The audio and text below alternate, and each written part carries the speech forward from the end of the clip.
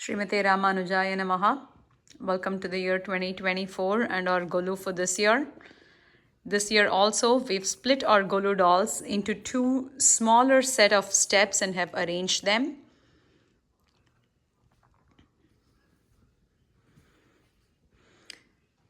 Up on top, you see Vaikuntanatha, Ksheerabdhinatha, Narsimha, Venkatesa, and Guruvayurappan. And then on the next step, you see all the Azhvars. And then the next two rows showcase the dream that Andal had of marrying Krishna that she described in the work called Varanam Ayiram. And then Krishna Leela, Lord Hayagriva, Lakshmi Devi, etc. And then on this side, we have Lord Venkatesa and Padmavati Tayar, Varaha, Ksheerabdhinatha, the deity from my own place, Sri Parthasarathi, Lord Krishna, then more Krishna, Andar, and Rangamanar, Ranganatha, etc. And then we come to this year's theme. This year being the year of the triumphant return of Rama as Ram Lalla to Ayodhya, making countless devotees happy, we wanted to dedicate this year to enjoying the divine characteristics of Rama. These divine characteristics are called Kalyana Gunas. So what apt theme can we have in this year to celebrate Rama and his characteristics?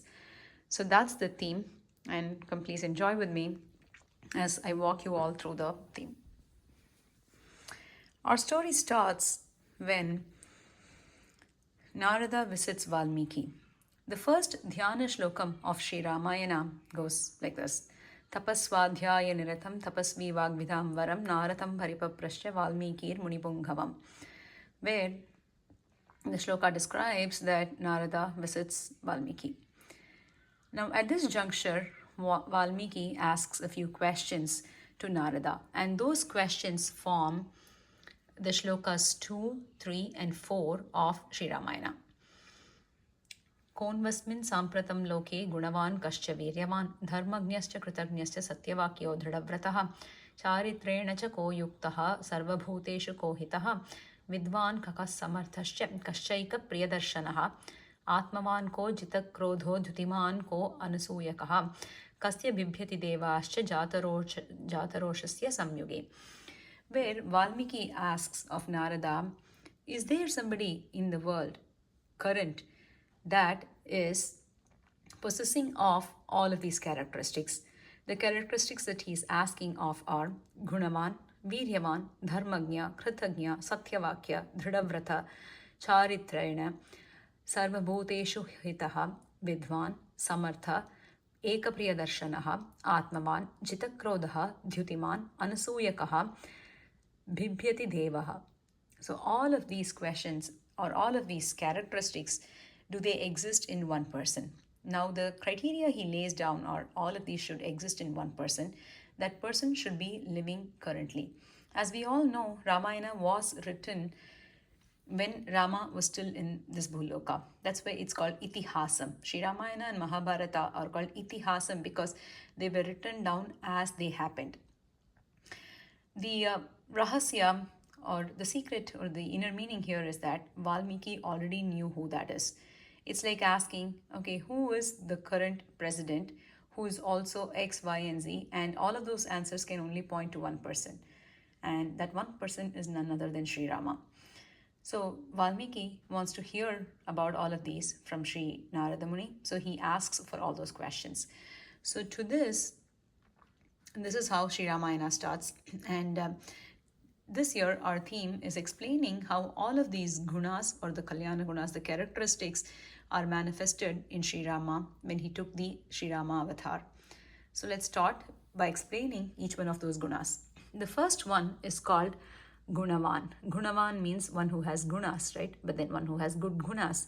So then aren't all the other gunas that he asked for also the divine characteristics, the good gunas?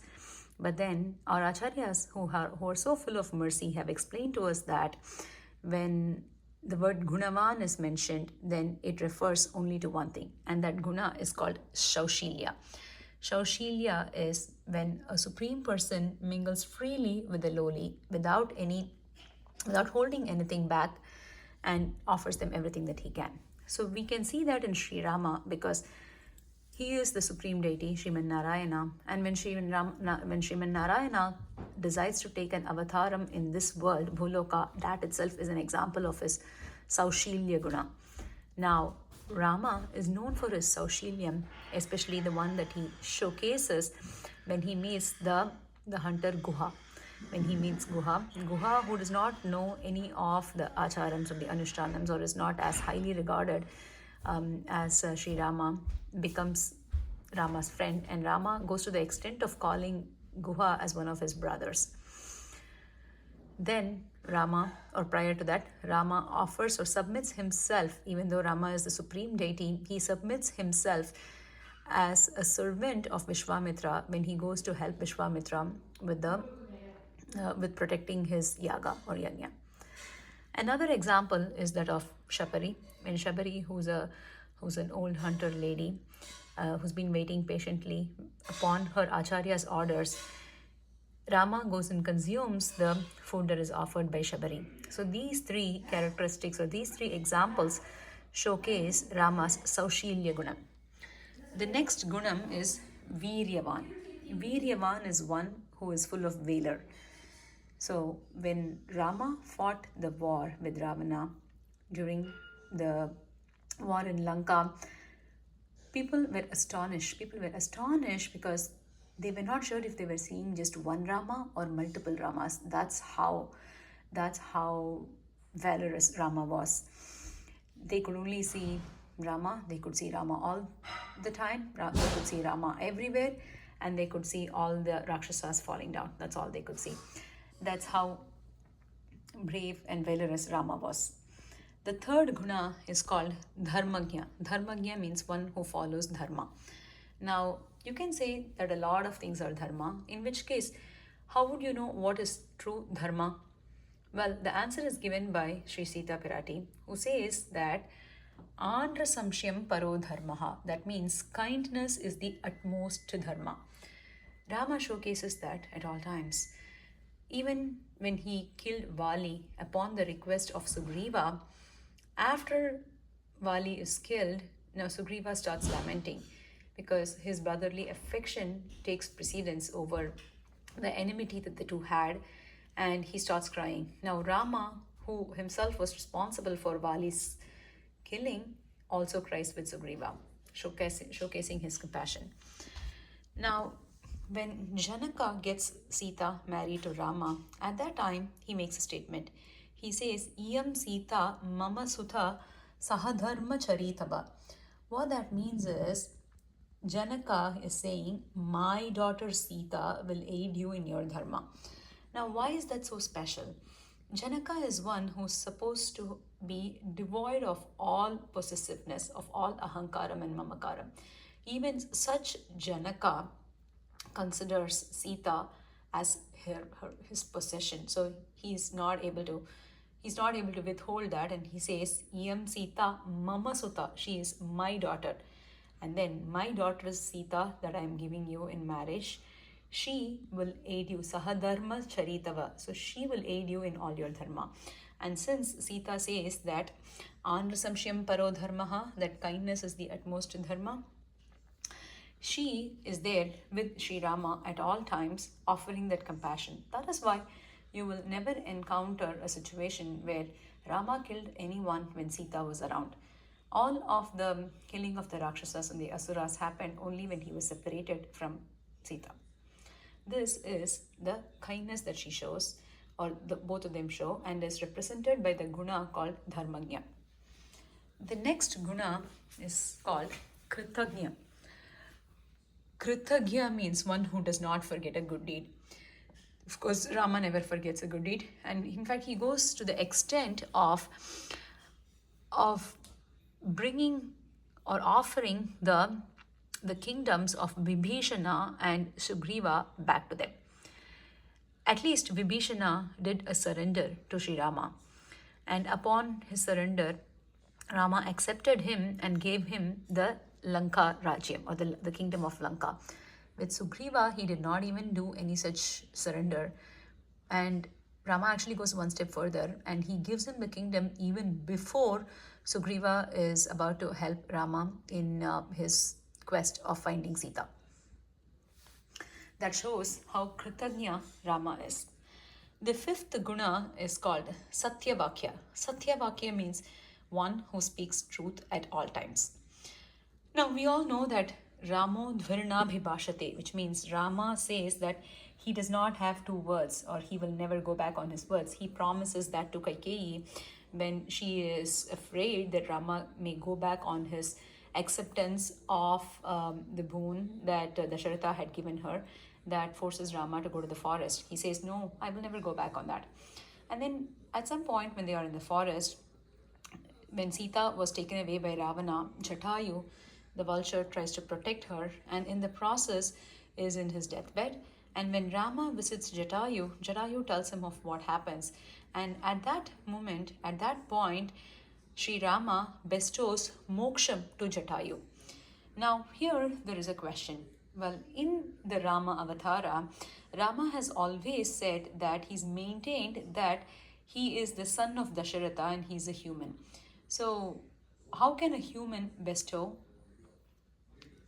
the moksham? The answer that's been given by our acharyas is that, well, because Rama is a Satyavakya, that is, he's always spoken truth and only the truth, he has the ability and the power to give the moksham to Jatayu. So here, Rama is not giving moksham to Jatayu because he is the Paradevata or the supreme deity. Rather, he is doing that because he is a Satyavakya and thus he gains the ability to be able to grant moksham to Jatayu. The next guna that we are going to watch is called Dhridavrataha. Dhridavrataha means one who is steadfast in his commitment. Upon entering the Dandakaranya forest, the rishis come to Rama and surrender unto him. They show all of the tortured bodies that they've had to endure due to the tortures that the Rakshasas did in the forest. Now, when that happens, Rama is very moved. He says, oh, I should have come on my own to protect you.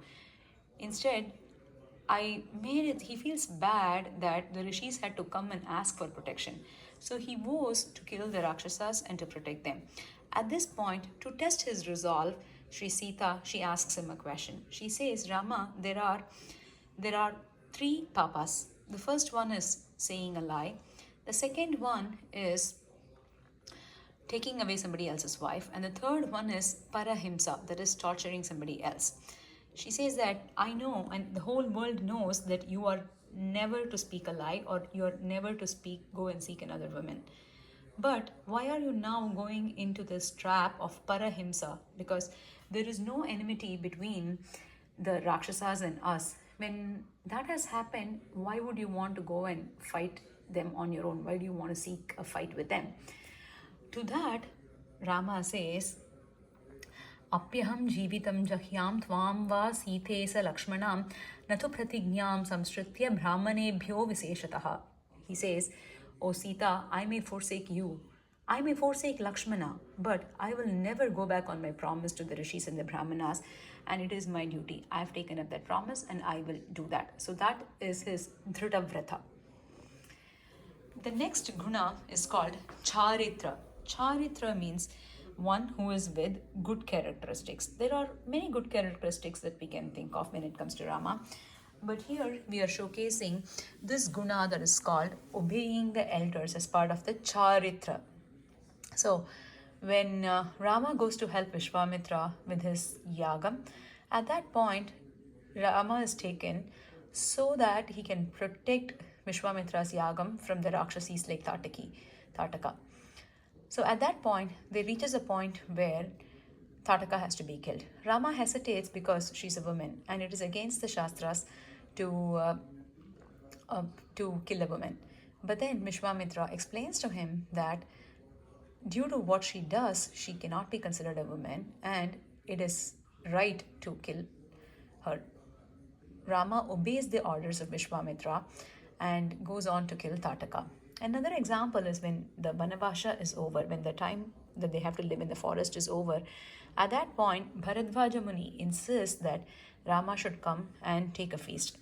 Now, Bharata is waiting. So, if he does not come, if Rama does not return on the day after the 14 years are over, Bharata had promised to fall into the pyre. So Rama sends Hanuman to let Bharata know that Rama is returning, that he's on his way, and then he obeys the orders of Bharadvaja and he accepts the feast that is offered by the Bharadvaja Muni in his ashramam. So these are two examples that showcase Rama obeying elders. The next one is called Sarva Bhuteshu Kohitaha, that is one who does good for all the beings. And that means sometimes he has to be stern in order to make sure that all beings are being good. He conditions them or he brings them back to the path of goodness. This is showcased when Sugriva forgets about the promise that he had made to Rama. After Sugriva gets the kingdom, after he gets the kingdom of Kishkinta, at that point they are waiting for the rainy season to be over. And once the rainy season is over, the promise was that Sugriva will send his army, his monkey army, to find Sita. But he forgets that and he is engaged in the sensual pleasures that are offered by his newly found kingdom and his newly found wives. So Lakshmana at this point says, "Oh Rama, do you want me to just go and kill Sugriva? We don't need the army. Just the two of us are capable of going and vanquishing Lanka, of killing Ravana and bringing Sita back." But Rama says, "Oh, Lakshmana, that's not our intent. Our intent is to help Sugriva and to be able to help him stay in the path of righteousness. So just go and remind him that he's forgetting this." So Lakshmana goes to Sugriva and then he gives a stern warning. So when he does that, he sternly conditioned Sugriva when he forgets to initiate the search for Sita. This shows that he thinks of the good for everybody. Sarva Bhuteshu Kohitaha. The next is called Vidwan. Vidwan is one who knows everything, one who can identify the good and the bad.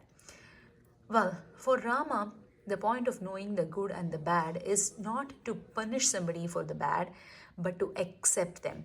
Now, this is showcased in the Vibhishana Sharanagati scene. So when Vibhishana comes, he comes and surrenders to Rama, and he says that he is the brother of Ravana. He wants them to announce, the monkeys to announce that the brother of Ravana has come and he's come surrendering himself to Sri Rama. At that point, Sugriva says, "Oh no, we cannot accept him. He's come from the enemy camp, which means he's just bound to cause problems for us, so we should not accept him."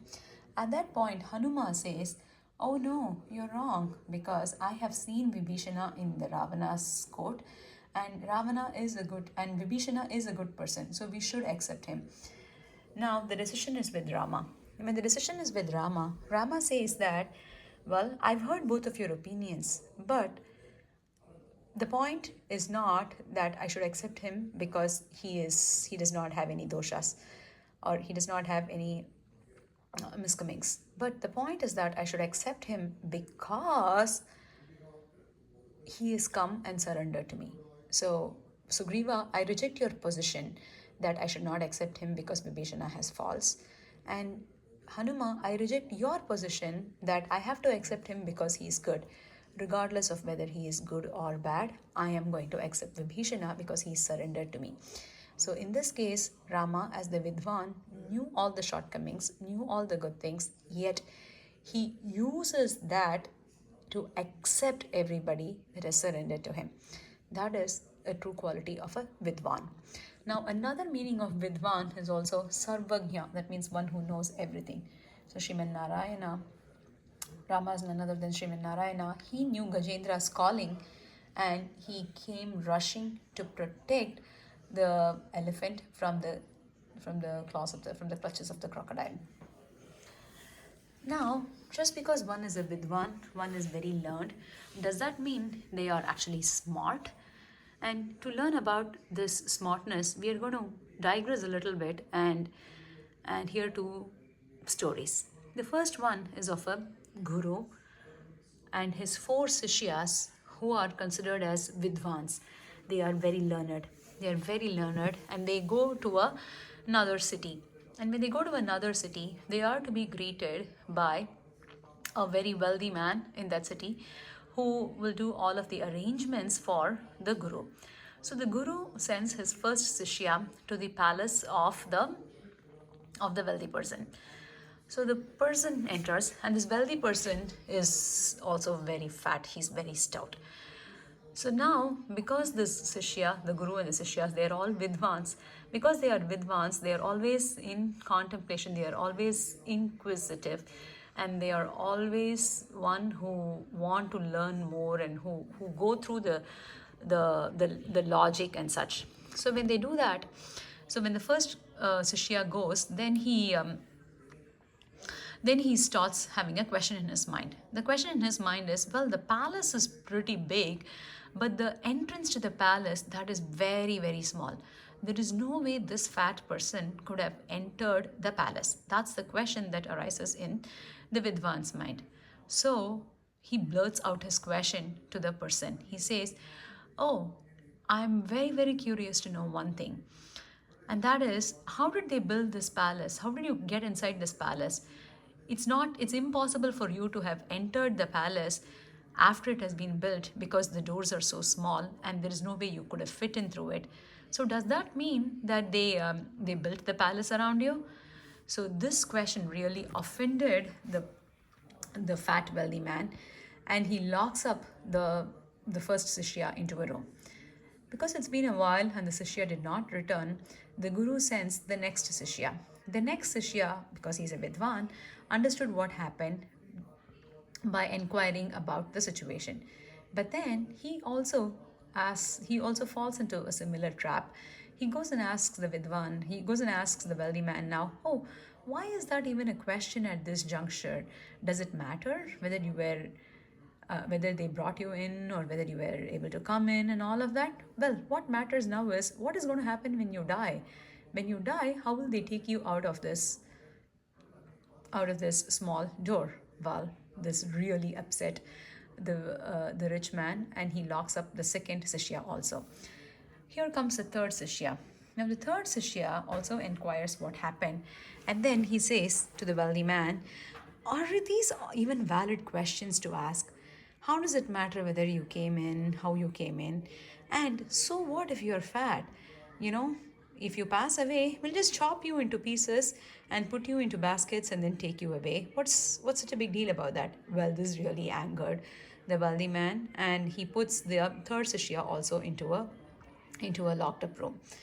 Now comes the fourth Sishya, and this fourth Sishya, who's also a Vidwan, now asks another question. He says, can anybody even think of chopping you up into pieces? You know, maybe we should just demolish the bungalow around you, the palace around you, to be able to take you out. Now the wealthy man is enraged. He locks up the fourth Sishya also. Finally, the Guru himself comes. But the Guru comes and says, what stupid questions are these to ask? You know, the real thing is, when you are gone, who even is going to want all of this palace? So maybe they should just burn the palace along with you. Such is the state of Vidvans, who are just learned but lack the next quality that Valmiki describes. And the next quality is called Samartha. Samartha means one who is smart. Now, to explain this Samartha, we are going to see the next story. There is a passerby, and he was passing by a farm, and he saw large pumpkins. And he saw the small vines that the pumpkins grew out of, and the pumpkins were on the ground. And he wondered, oh, why does such a small vine produce such big fruit?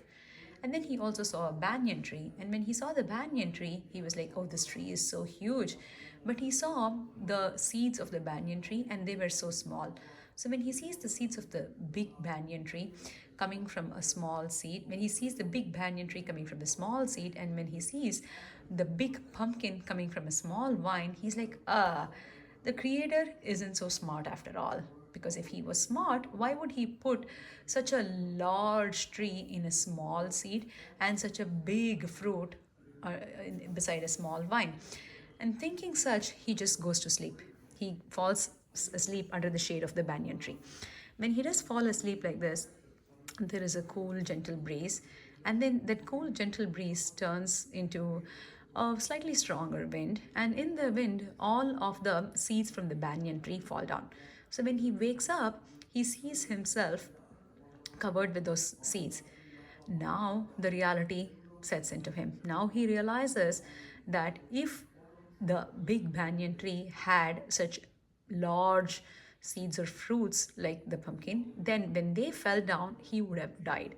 He would not have been alive to tell the story. Then he understood that the creator is very smart and does everything for a reason. So the big banyan tree's purpose is to be able to give shade to everybody, and so its seeds and fruits have to be very small, whereas the pumpkin is for people to cut, eat, and enjoy, and so that needs to be large. So he accepts that the creator is a Samartha. Now, Rama shows that he is Samartha when he accepts Vibhishana. When he accepts Vibhishana, he wants all of his ministers, Jambavan, Sugriva, Hanuma, Angada, Nala, Neela, everybody to accept Vibhishana. So he does something very smart. They all reach the ocean shore, and now they have to discuss and finalize the strategy for crossing the ocean.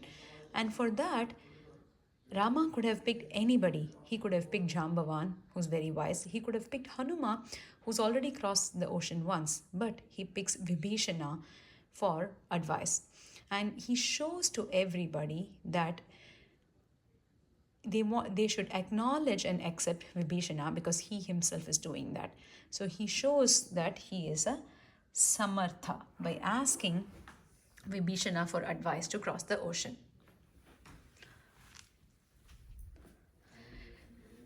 The next guna, the 11th guna that we are going to enjoy is called Eka Priyadarshana.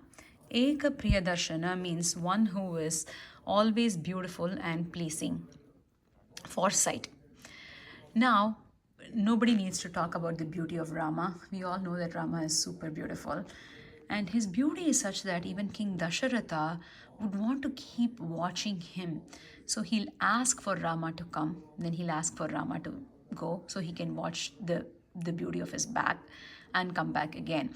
So this has been described by Kulasekara Perumal in his work called Perumal Tirumuri, where he says, Va Pogva Innam Vandurkal Kandapo. So such is the beauty of Rama. But that's not it. Rama's beauty is such that it's not just his father or his devotees or the people in his kingdom that love him for how beautiful he is.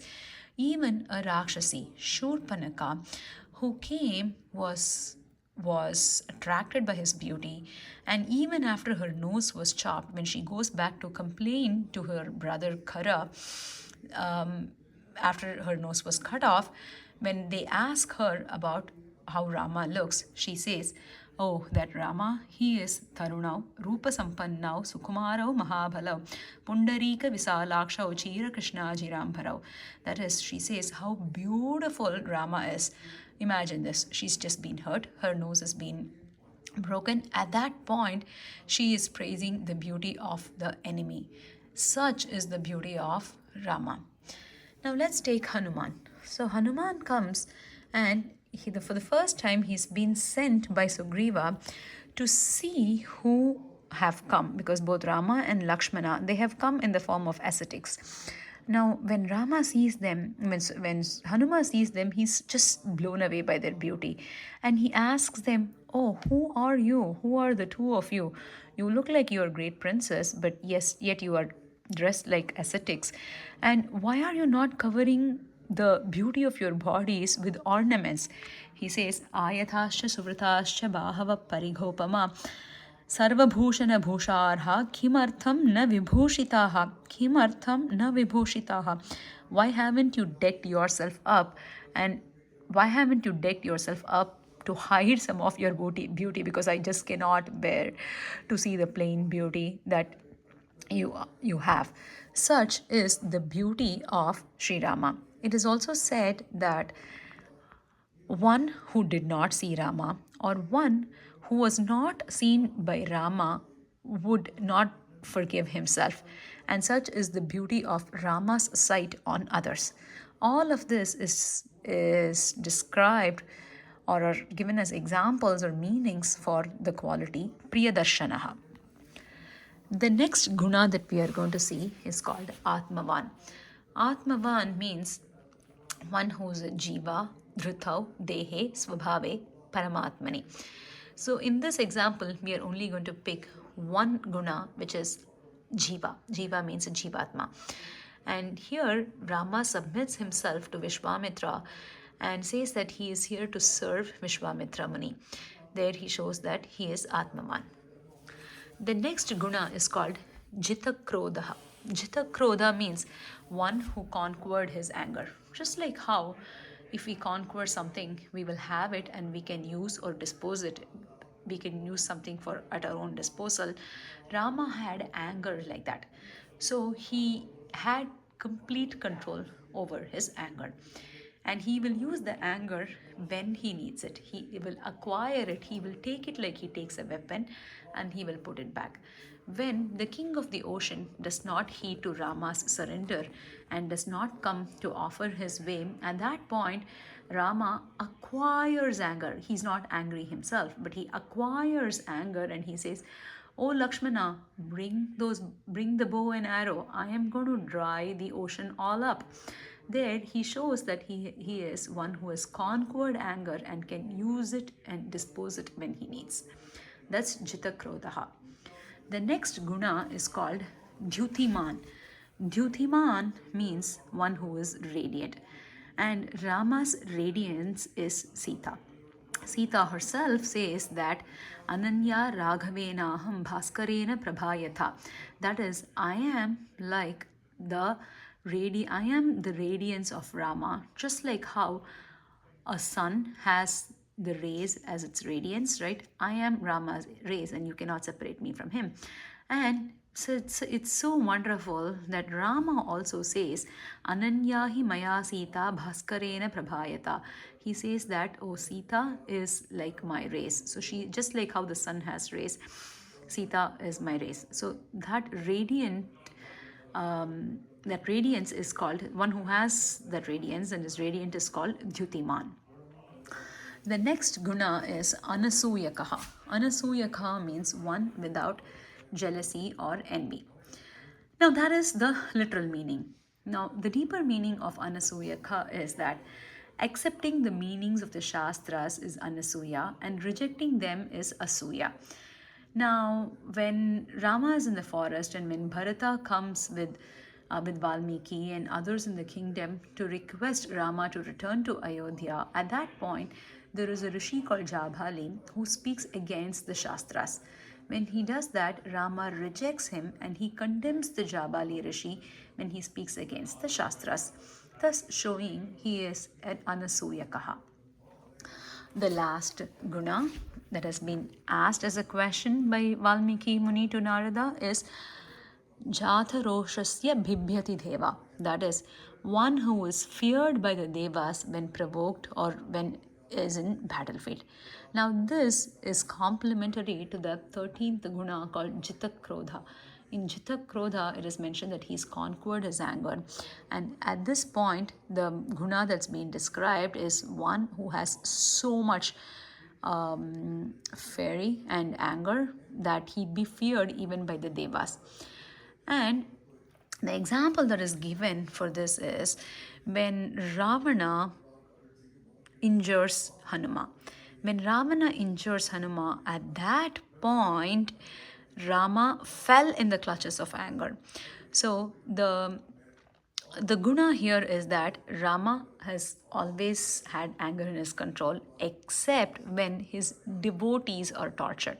When his devotees are tortured, he will tolerate anything and everything. Even if you go against him, even if you offend him, he will stay quiet. But if you offend his devotees, then that is not tolerable at all for him.